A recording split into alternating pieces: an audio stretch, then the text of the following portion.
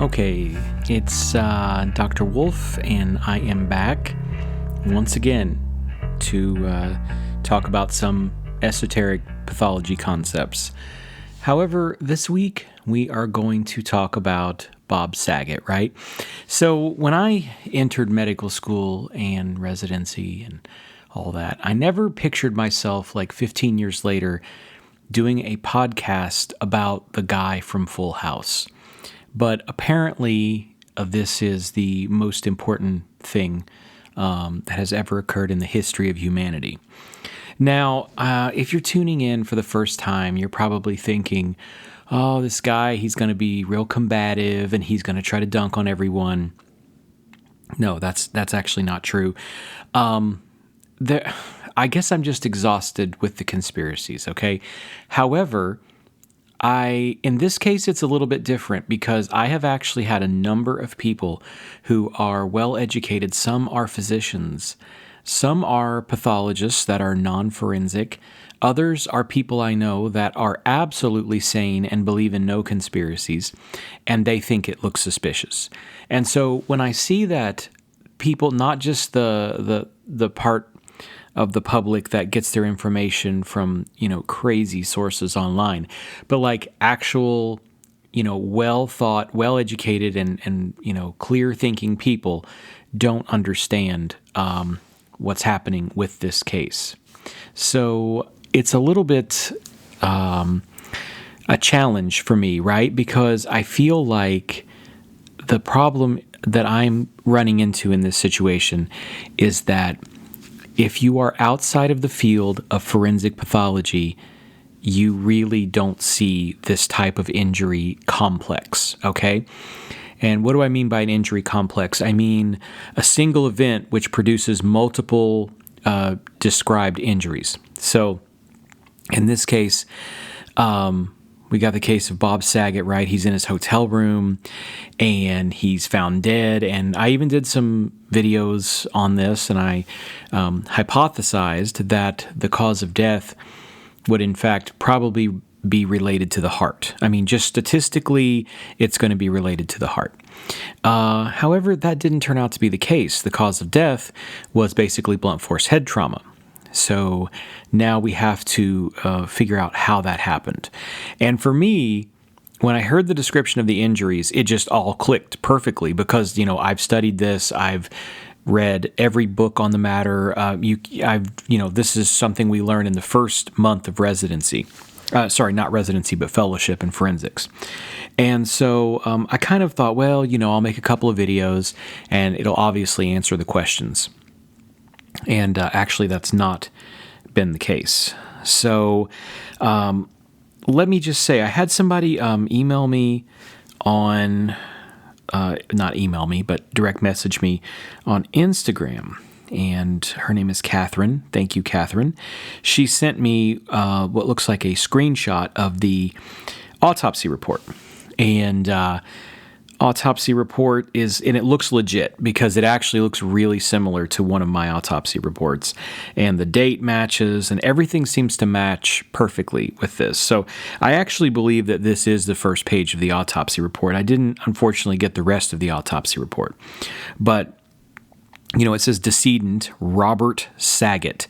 So Bob, of course, is short for Robert. I'm sure that some of the conspiracy folks are going to say that, this is Robert Saget or something, and this isn't the same guy.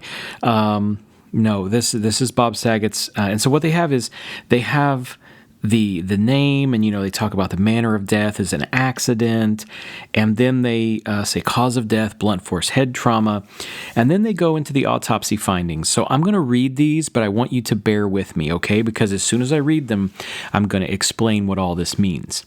So it says autopsy findings: blunt force injuries of the head, abrasion of posterior scalp, subgaleal hemorrhage underlying the abrasion of the posterior scalp, linear fracture of the base of the skull involving right occipital bone and right temporal bone, comminuted fractures of the roofs of the orbits involving bilateral frontal bone, bilateral partial periorbital ecchymoses, subdural hematoma, right greater than left, and subarachnoid hemorrhage, and then finally, contricu contusions involving the bilateral frontal lobes and bilateral temporal lobes. Okay, so if you count all that up, that's 8 separate described injuries. And I think this is where it starts to come off the rails for people who aren't in this field. You see 8 separately described injuries, and you think, oh, well, that's 8 separate injuries. That's 8 blows to the head, clearly. No. This is what's called an injury complex, which means, again, there is a single event which then results in multiple pathologic abnormalities of the structures involved. So I'm going to break this down real quick, okay? And then we're going to talk a little bit about it. Abrasion to the posterior scalp means that there was an impact with the posterior scalp, and that could be a fall, that could be, I'm not talking about Saget now. I'm talking about this could be a fall. This could be a hit in the back of the head with an object, something like that. So there's an abrasion. It's a scrape. Then it says subgaleal hemorrhage underlying the abrasion. And that's to be expected because the galea is actually a very thin layer of connective tissue that sits on top of the skull.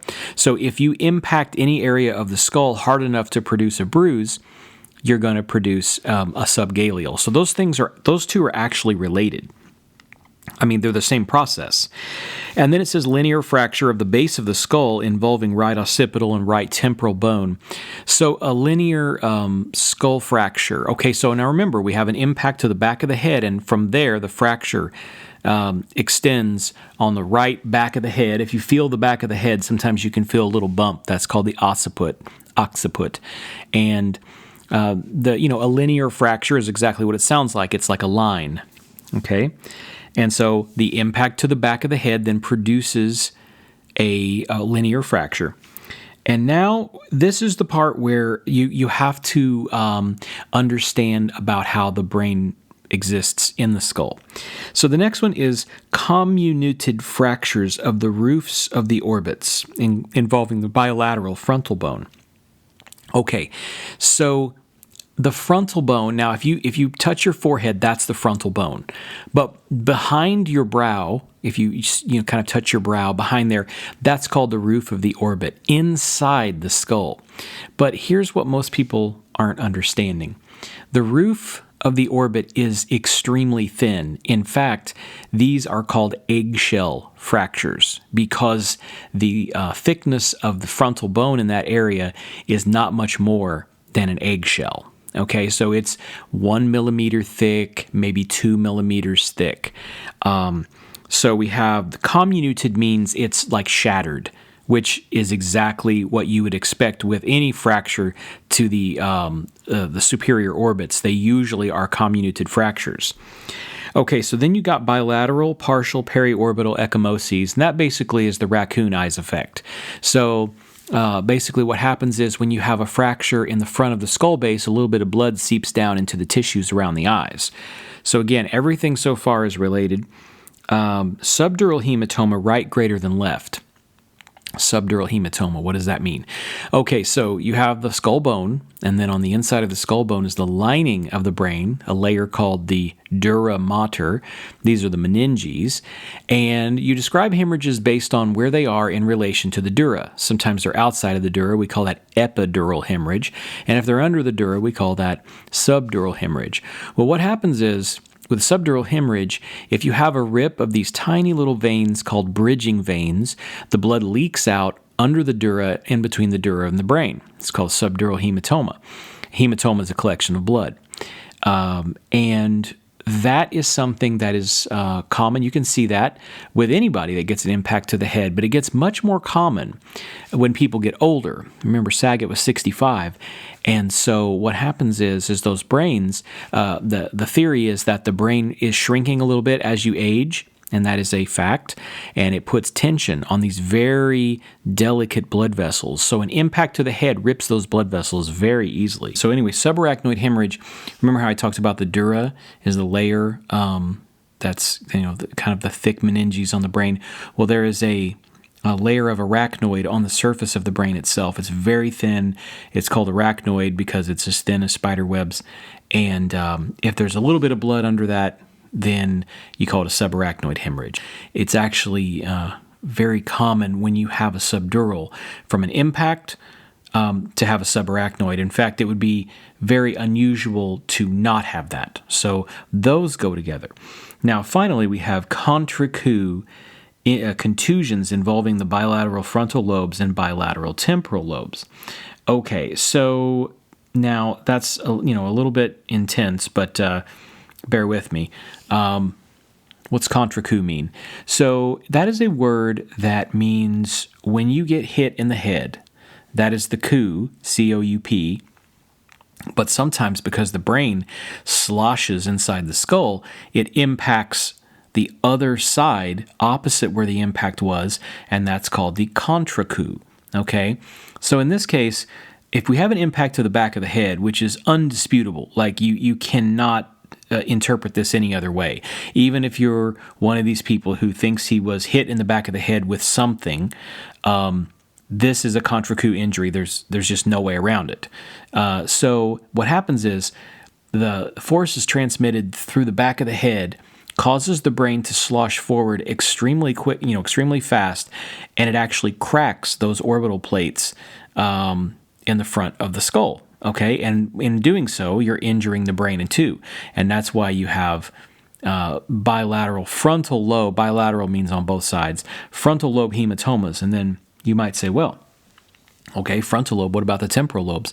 Well, this is where actually doing autopsies will make this very obvious that this is how it should be, because the base of the skull is a very undulating bone, and the temporal lobes sit in these little pockets, they're basically called the middle cranial fossa.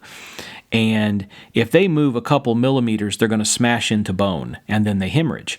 Okay, so that's what happened here. The frontal lobes and the temporal lobes smash forward into the bone, and they fracture the bone in the frontal part. So then you might say, okay, well then how come they didn't fracture in the middle part?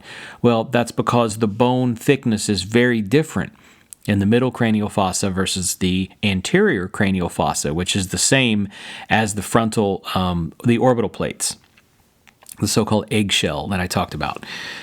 So you have to be really, really familiar with anatomy. And in this case, I'm talking about somebody like a skull-based neurosurgeon or a radiologist who reads MRIs and CT scans or a forensic pathologist. Anybody outside those fields would have a little bit of trouble interpreting this. So, okay, let's just address the problem that's occurring right now, okay? You've got a couple of different doctors who are flabbergasted by these injuries. One is Sanjay Gupta, okay? And if you've watched CNN in the last, 100 years, as soon as World War II ended, World War I ended, Sanjay Gupta burst into existence, and then he gives his medical opinion on everything, even no matter how far it is outside of his scope of practice. So why does Sanjay have any credibility in this case? Well, he does a little bit because he is technically a neurosurgeon. But unfortunately, Sanjay is not an expert in trauma. And I hope he hears this. Because his comments are so ignorant that they've produced a lot of problems with this conspiracy theory. See, Sanjay doesn't know about trauma like forensic pathologists know about trauma, okay? And I'm sure that when he hears this, he's going to say, oh, well, I did this in fellowship. I've done trauma cases before. But see, here's the difference, okay? Sanjay Gupta and neurosurgeons in general see the patients that are still alive. Because if they aren't, they come to me. I see the patients that die. They die at home with these injuries. And so they're flabbergasted. Another is a doctor, and I don't know who he is, but he's from Buffalo or Cleveland or one of those places by the Great Lakes. And he said something to the effect of the injuries are consistent with a baseball bat or a car accident or falling from 50 feet or something. And again, these are people who really don't know what they're talking about when it comes to this situation. First of all, these comments are irresponsible and stupid. It's clear, that these two, neither one of them have ever testified in court, because you would never say something so stupid to indicate that there was a foul play situation unless you had absolute proof. So you're probably wondering, well, what's my proof? Okay, well, I'm going to tell you how, and this is with my knowledge of death investigations, why I am not worried about this case. Okay. First of all, the injuries are well described in the field of forensics. Let's just stop for a second, and I'm going to read to you. And I please don't get bored, but I'm going to read to you. I've got a textbook here. It's the forensics textbook. It's called Dolinak. It's really the best forensics textbook in my opinion. And it says, it is common for cerebral cortical contusions to occur at a location distant to the site of impact. That's what we're talking with the back of the head, and then you've got contusions in the front of the brain, okay? And then it says, the most common scenario is that of a person falling backward, impacting the back of his head on the ground. Although the impact is to the back of the head, cerebral contusions are often identified in the front of the brain, namely the frontal poles, temporal poles. Okay, that's what it says. I'm literally reading it word for word right out of the textbook, and that is exactly what Saget's what Saget's autopsy report said. Okay, it says it is theorized that when contractile contusions are formed, that when the brain is rebounding inside of the head after an initial impact. Okay, and continuing on, it says this theory explains why occasional occurrence of fractures of the thin orbital plates in such a scenario is a contractile fracture. And so basically it is describing exactly what is in his autopsy report. Okay, so Dolinak, in my opinion, is the best book in forensics, but the so-called Bible of forensics is a book called Spitz and Fisher, Medical Legal Investigation of Death. And if you've ever watched my TikToks, you know I sometimes pull that book off the shelf and read straight out of it to shut down some of these conspiracies.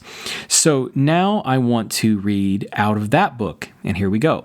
Hemorrhages in the soft tissues around the eyes are so-called spectacle hematomas, or raccoon eyes, often suggest fracture of the base of the skull. Sometimes orbital hemorrhages and raccoon eyes occur as a result of falling on the back of the head, causing rebounding of the frontal lobes of the brain and fractures of the roofs of the eye sockets. Okay?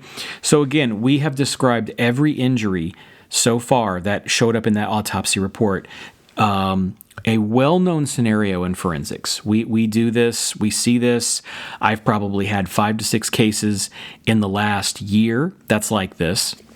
So what I'm saying is the injuries themselves are easily explainable by by the mechanism. Okay, he falls on the back of his head, he produces an abrasion, cracks his skull.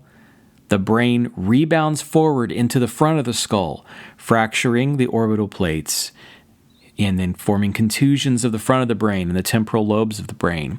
And then the subarachnoid and the subdural and subarachnoid hemorrhage, all that goes together. If you produce that kind of injury in the brain, you're going to get subarachnoid and subdural hemorrhage, okay? So there is nothing about this that to me is suspicious. Just from reading the injuries, okay? But now I want to address some of the conspiracy stuff. And what I mean is, a lot of people say, I don't care if you're telling me that this is possible. I simply don't believe it, and he was murdered because it's strange or something. You know, they say something like that. So here's what I have to tell you about that, okay? I'm not going to be rude to these people. I'm going to tell you from knowing how death investigations occur. This man, okay, he is in his hotel room. He then they do a well check because he doesn't answer his phone or whatever. They find him dead. Okay, so what's going to happen is you've got a celebrity. Even if they're not a celebrity, this is going to be carried out the same way. You're going to have a CSI, you're going to have a homicide detective check the place out, and you're going to have an entire investigation to rule out foul play. It is the number one goal of death investigation, is to rule out foul play in situations like this. So how do they do that? Well, first of all, they're going to check to see, is the room locked or is it unlocked? Is the door bolted? Is there any other way for anybody to get in that room, like from a window or like a patio or something like that? So they're going to rule that out. They're going to look for signs of struggle. Like if somebody was in the room and was going to bash his head in, is there a sign that there was some kind of scuffle or stuff knocked over, that sort of thing? They're going to look for that. They are going to look at security cam footage of the hallway, of the outside of the hotel at that time. They're going to look for suspicious vehicles, suspicious people. They are going to interview every single person who was even close to that place. They are going to interview in the rooms, the people who were in the rooms above, to the side, below, people in the hallway. Again, security cam footage is important. They are going to look at his phone. They're going to look at text messages, phone calls, that sort of thing. And what happens is the homicide detectives, the CSIs, they are going to come to a conclusion that nobody entered that room, or that there was no evidence or signs of foul play. And if the room was busted open, if the window was smashed out, if there was a scuffle, if there was a security cam footage showing a suspicious figure, if there was, something of that nature, then you will have a situation where it's foul play and it does not get signed out as an accident, okay? The other big piece of evidence is if Bob Saget was murdered, then why would the family not want it investigated? Think about that for a second. I just want you to sit and think. If your family member was murdered, why would you tell the medical examiner and the police and the CSI and the prosecutors and every single person involved that you don't want to press charges, let's cover it up, we just want him to be a murdered person that doesn't get investigated? Okay? It just does not make a bit of sense. The pathology fits perfectly for this kind of thing, and I have seen this before, like I said. I had someone write me, and she said that she doesn't believe it because she had a similar sort of thing happen, and she was able to call and get help or something like that. And you have to understand not everybody reacts the same way. You know what I'm saying? So one thing is the fall itself could be so severe that it knocked him unconscious. He wakes up, he sort of stumbles over into bed. He tries to sleep it off. Maybe he tries to grab his phone and can't because he's been, it's been such a hard hit to the head, and then he dies. And I'm sorry, all the conspiracy folks, I have seen this. I can't tell you how many times somebody falls down the stairs, somebody falls on ice in their driveway, and they don't instantly call because either they don't think they're that badly hurt, or they are that badly hurt and they can't just, from a mental perspective, grab a phone and call because they are just absolutely gobsmacked, okay? So, I don't know how else I can, okay, I got it. The other thing that came up today is that people are saying, well, the records are being sealed, so therefore it's suspicious, okay? Now, here's the thing. I want you to put yourself in the situation of Saget's family, okay?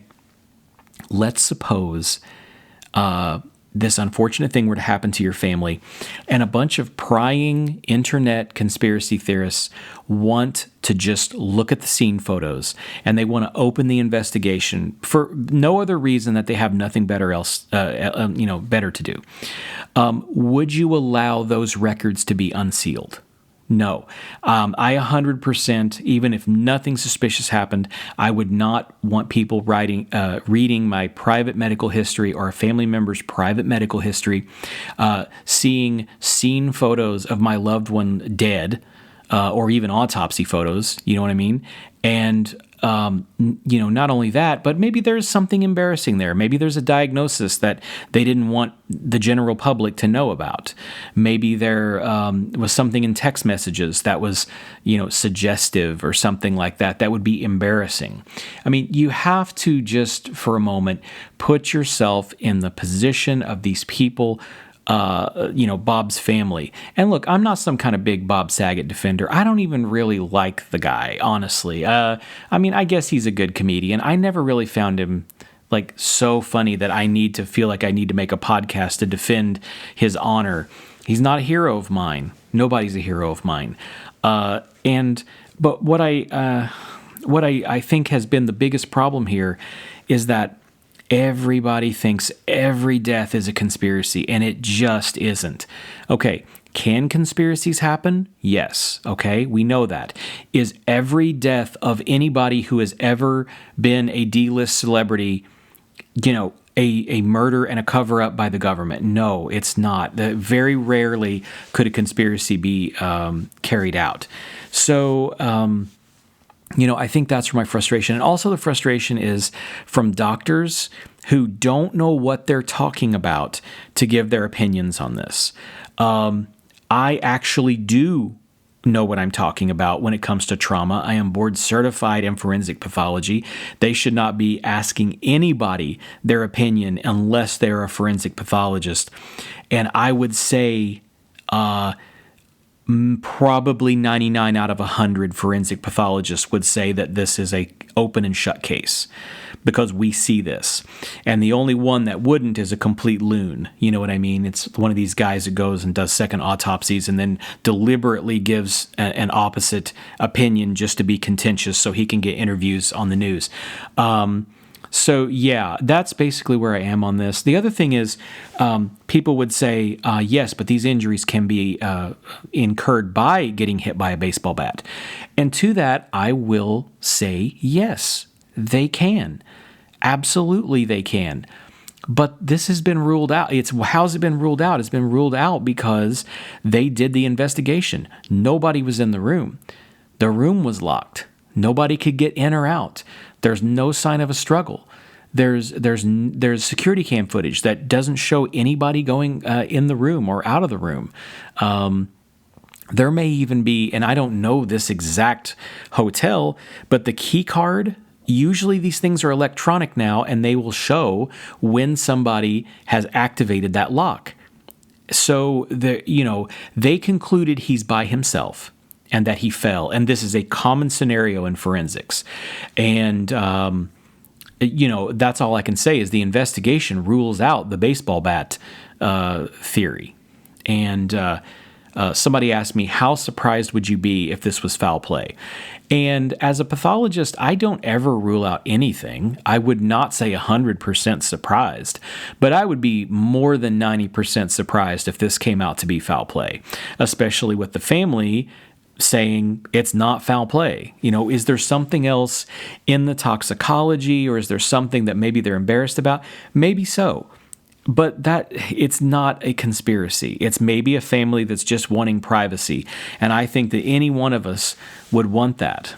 So that's really all I have to say. I don't think I have anything else to do on this topic, because I know that most people simply aren't going to believe me, even though I'm one of 500 experts on the entire continent that we are on right now, that sees this sort of thing and absolutely knows that this is the way that these injuries happen.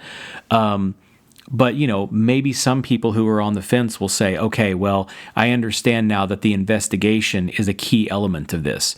Like I always say, the autopsy is not done in a vacuum. We do the autopsy as part of the evidence, and we put it in with everything else. We put it in with the investigation on the toxicology and the investigation on what the police have done. And, again, I'm not a big conspiracy theorist, And the reason why I feel like I have to kind of shoot this one down is not because it's ridiculous, but it's because so many people don't understand that these injuries that he has are all part of one complex, one fall, and that's it. There's nothing else. Now, the question that comes up will be, okay, if you believe he fell, then why did he fall? Well, that's a question that I would say we may never know. I know he had an enlarged heart and some atherosclerosis. People who are in that age group very often can have a syncopal episode, which means fainting, or due to an arrhythmia, which is due to these conditions: hypertensive cardiomyopathy, atherosclerotic cardiovascular disease. And that's it. And so it's a free fall. It's not like a fall. To give you an example, I fell when I was going down some icy stairs outside of my house, and I braced myself kind of midair. I was able to arch my back. I was able to tense my muscles.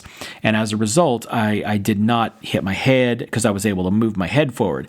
This kind of fall usually occurs when somebody loses immediate consciousness, whether it's due to some kind of intoxication or some kind of sudden cardiac arrhythmia. It could even be a seizure, that sort of thing. So it's a free fall from his height to the floor on the back of the head. And these injuries are completely consistent, okay?